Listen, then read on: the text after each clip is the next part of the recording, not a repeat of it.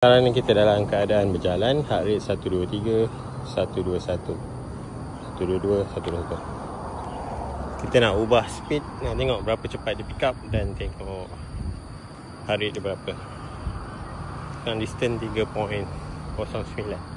Let's go.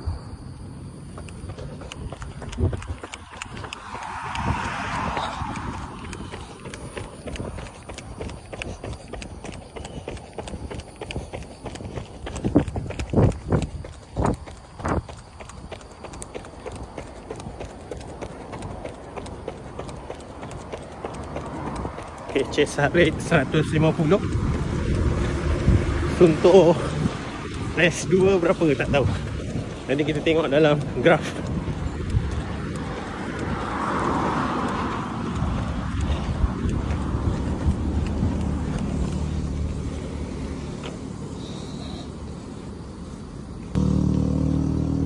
Yang ni belah kanan, ni belah kiri, ni dekat atas. So tengok perubahan dia bila kita lari dalam video ni.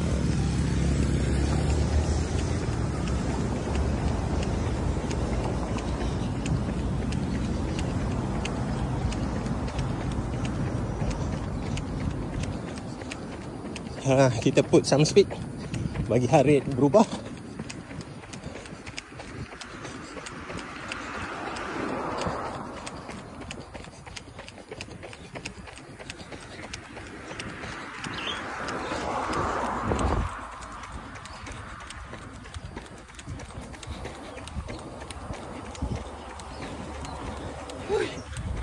Biasanya lari pagi, heart rate lebih stabil.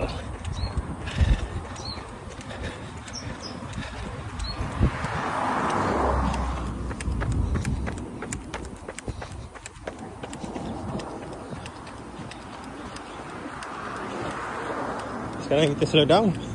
Nak tengok cepat tak ada recover atau turun.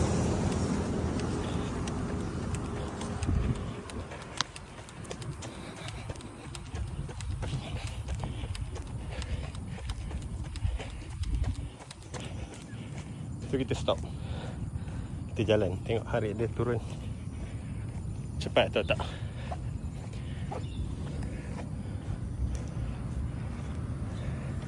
Sebelah kanan ni race 2, kiri ni